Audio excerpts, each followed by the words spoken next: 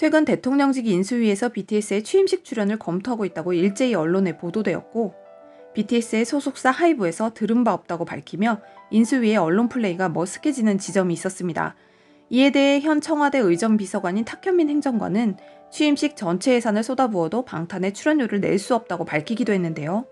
그러나 이보다 더 큰 문제는 BTS가 그래미 이후 라스베가스 콘서트를 진행하고 있고, 갑자기 스케줄을 뺄 수 없을 정도로 글로벌 우주 대스타인데다가 하이브와 논의도 없이 언론을 통해 먼저 출연을 기정화시키는 방법적 문제는 물론 취임식 출연은 BTS의 평소 색깔과도 맞지 않는다는 점입니다.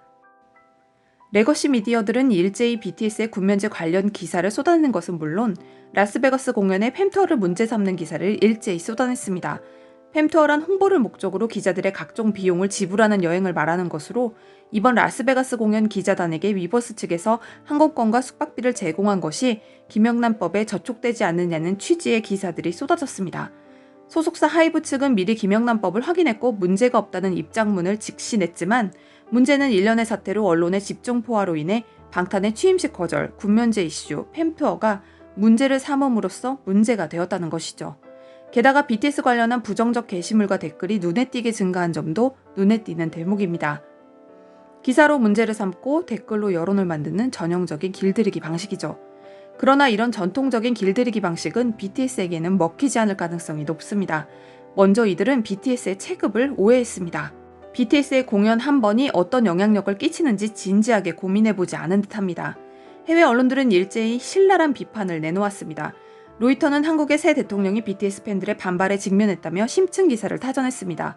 로이터는 17일 현재 인수위 홈페이지에서는 1,800여 개의 게시물이 모두 팝과 정치를 섞지 말라고 질타하고 있다고 소개하며 취임식 참석을 반대하는 국민청원이 등장한 것은 물론 글로벌 팬덤들이 해시태그 취임식에 BTS 안 돼를 사용해 반대 의사를 밝히고 있다고 소개했습니다.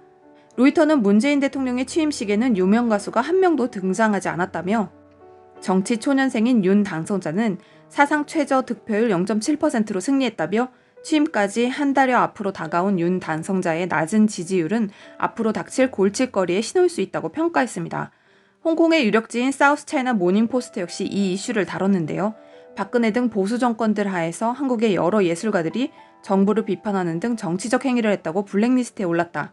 블랙리스트에 오른 예술가들은 국가 보조금이 끊겨 감시를 받게 됐다며 기생충 감독인 봉준호 씨 등이 블랙리스트에 올랐다고 소개했습니다. 이렇듯 각종 전세계 미디어에서 이 사안을 다룰 정도로 전세계로 이슈는 확산됐습니다. BTS의 공연 이력 중 재미있는 이력이 있습니다. 바로 2019년 사우디 공연입니다. 이 공연은 사우디 살만 왕세자가 엄청난 설득 작업 끝에 성사시켰는데요. BTS가 내건 조건은 사우디 내 만연한 여성차별을 완화하는 것이었고 사우디 정부 측은 공연 한 달 전부터 여성이 남성 후견인 없이 혼자 여행이 가능하도록 규정을 바꾸고 외국인 여성의 아바야 강제 착용 원칙도 없애버렸습니다. 이로써 여성차별이 만연한 사우디의 여성 인권을 BTS의 공연 한 번에 비약적으로 올려놓았다고 평가받았습니다.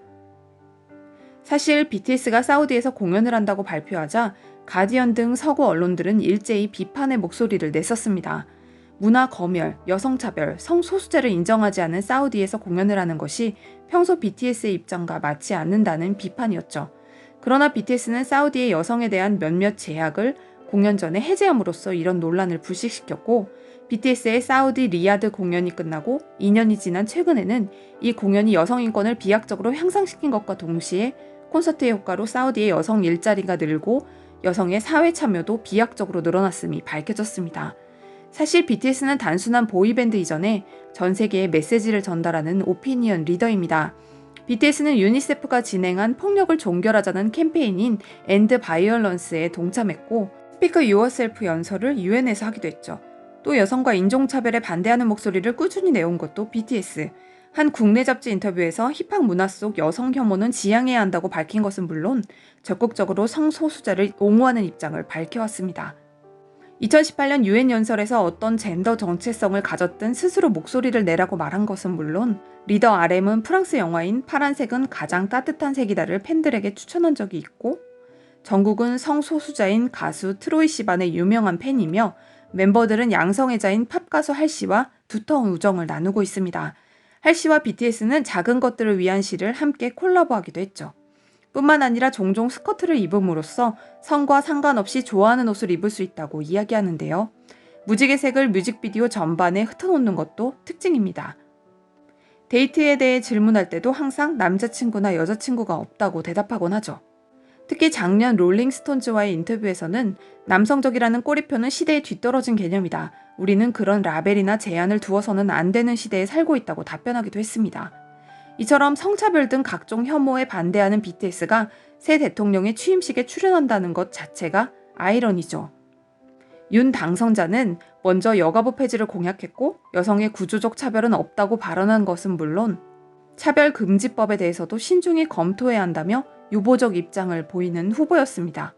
이런 당선인의 취임식에 BTS가 참여하는 것은 지금까지의 BTS 행보와는 결이 확연히 맞지 않습니다. 비록 BTS의 취임식 참석이 오보가 되었지만 한국 언론의 총력 보도는 여전히 석연치 않습니다. 그러나 BTS 행보는 실시간으로 외신에 타전되고 글로벌 아미들을 통해 확산됩니다. 취임식 참석 보도가 나오자마자 외신의 새 당선인의 지난 행보와 지난 정권의 블랙리스트까지 대서특필되었죠. 단순한 보이밴드를 넘어 성별 구별을 넘어선 젠더리스 등 새로운 기준을 만들어가는 BTS를 군면제와 취임식으로 가두려는 시도는 너무나 후집니다. 사사로운 욕망을 숨기지 않고 마음껏 드러내는 이번 정권은 어쩌면 시작부터 국내 K-팝 덕후들을 직면하고 후에 이들의 확장판인 글로벌 아미들과 정면 승부하게 될지도 모르겠습니다. 감사합니다.